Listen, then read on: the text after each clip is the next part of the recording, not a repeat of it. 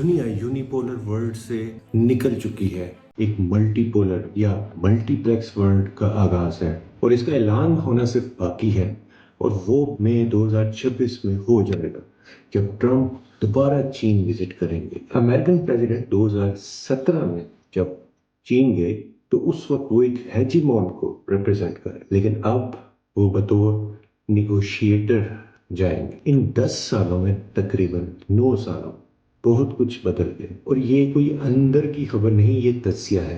तज्जिया जो अदाद शमार, रिपोर्ट्स और दुनिया में जो कुछ हुआ उसको बुनियाद बनाकर पेश किया जा रहा है। आइए देखते हैं ये वीडियो। दुनिया में ताकत का तवाज़ुन तेजी से बदल रहा है और देखिए, ये अब कोई मुस्तकबिल की पेशेनगोई नहीं रही, बल्कि एक ऐसी हकीकत है जो हमारे सामने खड़ी है। हम एक नए कसीरुल जहती या जिसे कहते हैं मल्टीप्लेक्स वर्ल्ड, उसमें दाखिल हो चुके हैं। और इस पूरी कहानी को समझने के लिए हमें सिर्फ 2 अहम दौरों को देखना होगा। 2017 डोनाल्ड ट्रंप बीजिंग के फॉरबिडन सिटी में कुछ इस तरह दाखिल हुए जैसे वो आलमी निज़ाम के वाहिद सरबराह हों, एक हेजमॉन। फास्ट फॉरवर्ड टू 2026, वही शख्स वापस आ रहा है, लेकिन इस बार एक मुज़ाकिरातकार के तौर पर। अब उनकी बर्तरी कोई तयशुदा बात नहीं है। सवाल ये है, आखिर इन 9 सालों में ऐसा क्या बदल गया कि एक शहंशाह को एक मुज़ाकिरातकार बनना पड़ रहा है? चलिए आज इसी बात की तह तक जाते हैं। तो ये समझ लें कि ये 2 दौरे सिर्फ 2 मुलाकातें नहीं हैं, ये 2 बिल्कुल अलग अलग दुनियाओं की निशानियां हैं। 2017 का दौरा वो दरअसल उस तब्दीली को रोकने की एक आखिरी नाकाम कोशिश थी, जबकि 2026 का ये दौरा ये एक नई हकीकत को तस्लीम करने का खुला ऐलान है। बल्कि सच तो ये है कि इस तब्दीली के बीज 2017 के इस दौरे से भी पहले बोए जा चुके थे। याद करें, अमेरिका का TPT तिजारती मुआहदे से निकलना, पेरिस माहौलियाती मुआहदे से अलग होना, इन फैसलों ने आलमी क़यादत में एक ऐसा खला पैदा कर दिया था जिसे पुर करने के लिए बाकी दुनिया फौरन आगे बढ़ाई। और ये खला सिर्फ सियासी नहीं था, इसका सबसे गहरा असर वो आलमी मालियाती निज़ाम पर पड़ा। और यही है हमारा पहला सतून, द फाइनेंशियल एग्जिट। कैसे डॉलर के गलबे को चैलेंज किया जा रहा है और कैसे मुतवाज़ी निज़ाम यानी पैरेलल सिस्टम्स एक बिल्कुल नई मालियाती दुनिया बना रहे हैं। आप सिर्फ नंबर्स को देखें, कहानी खुद ब खुद वाज़े हो जाती है। 2001 में दुनिया के 72% रिजर्व्स डॉलर में थे, ये इसका पीक था। लेकिन 2026 तक ये हिस्सा गिरकर 56.77% पर आ गया है, जो पिछली 3 दहाइयों में सबसे कम है। और ये समझना ज़रूरी है कि ये कोई मामूली उतार चढ़ाव नहीं, ये आलमी मईशत में एक बुनियादी, एक स्ट्रक्चरल तब्दीली की अलामत है। और ये सिर्फ हमारा या किसी तज्जियाकार का कहना नहीं है, इसकी तस्दीक खुद IMF ने की है। अपनी मार्च 2026 की ब्रीफिंग में उन्होंने इन नंबर्स को ऑफिशियली तस्लीम किया। और जाहिर है, जब IMF जैसा इदारा ऐसी कोई बात कहता है तो पूरी दुनिया गौर से सुनती है। आप देखें, डॉलर की बादशाहत की एक बहुत बड़ी वजह आलमी पेमेंट सिस्टम स्विफ्ट पर इसका कंट्रोल था। लेकिन अब ये इजारादारी टूट रही है और इसकी वजह है CIPS, चीन का मुतबादिल निज़ाम। ये अब कोई छोटा मोटा तजुर्बा नहीं रहा। सिर्फ मार्च 2026 में एक ही दिन में 1.22 ट्रिलियन युआन की ट्रांजैक्शंस इस सिस्टम से हुईं। इसका साफ मतलब है कि अब डॉलर को बाईपास करने का एक हकीकी और काबिल अमल रास्ता मौजूद है। पेमेंट सिस्टम्स के अलावा डॉलर की बादशाहत का एक और बुनियादी सतून पेट्रो डॉलर, वो भी अब दरक रहा है। सऊदी अरब के साथ वो 50 साल पुराना मुआहदा, जिसकी वजह से तेल सिर्फ डॉलर में बिकता था, 2024 में ख़त्म हो गया और उसे रीन्यू नहीं किया गया। अब सऊदी अरब, मुत्तहिदा अरब इमारात और भारत जैसे ममालिक मकामी करेंसियों और डिजिटल करेंसियों में तेल की तिजारत कर रहे हैं। और इधर रूस और चीन के दरमियान तो 90% से ज़्यादा तिजारत अब डॉलर के बगैर युआन और रुबल में हो रही है। तो ये जो मालियाती तब्दीली हम देख रहे हैं, ये एक बहुत बड़े ट्रेंड का हिस्सा है। और यही है हमारा दूसरा सतून, एक नया इक्तिसादी मरकज़। दुनिया का मौशी मरकज़ अब मगरिब से निकलकर मशरिक और जनूब की तरफ शिफ्ट हो रहा है और इस शिफ्ट की क़ियादत कर रहा है ब्रिक्स प्लस इत्तेहाद।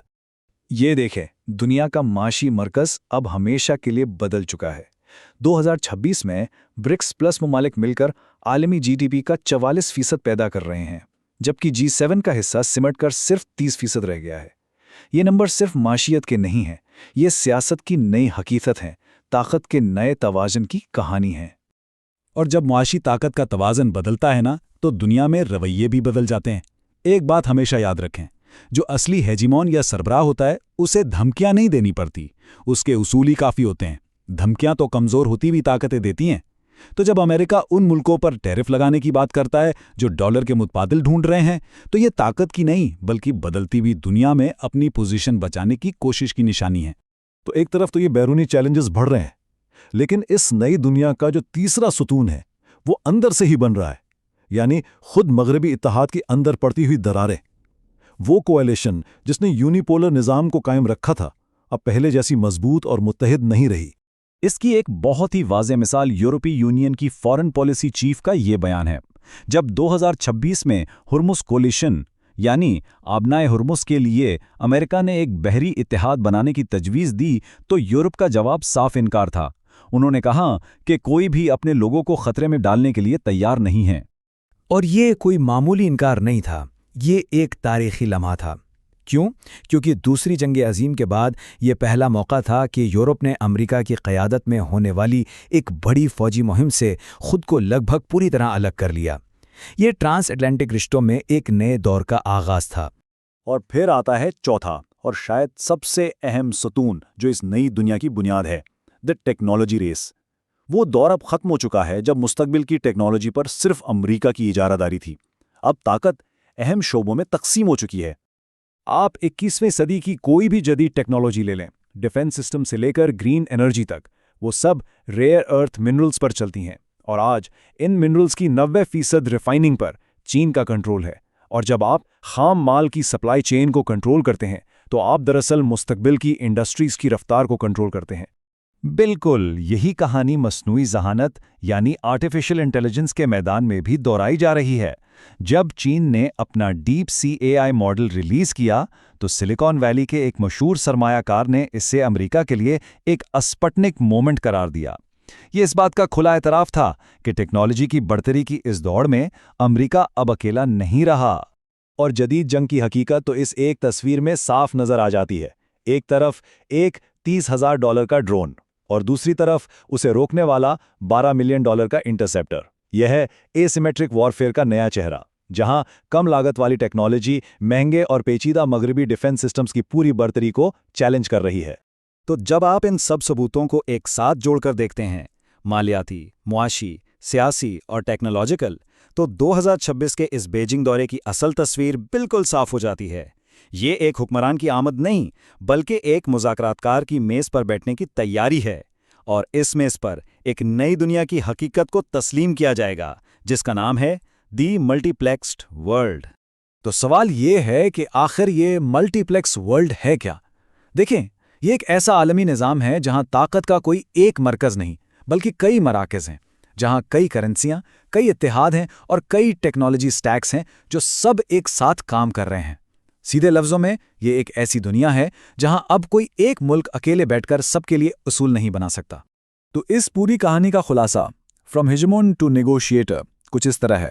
2017 میں امریکہ بیجنگ آیا تھا عالمی نظام کے معمار یا آرکیٹیکٹ کے طور پر۔ پھر پچھلے 9 سالوں کی ان بنیادی تبدیلیوں نے اس پوزیشن کو ہی ختم کر دیا، اور اب 2026 میں امریکہ وہاں جا رہا ہے تاکہ اس نئے پیچیدہ نظام میں اپنی جگہ پر مذاکرات کر سکے۔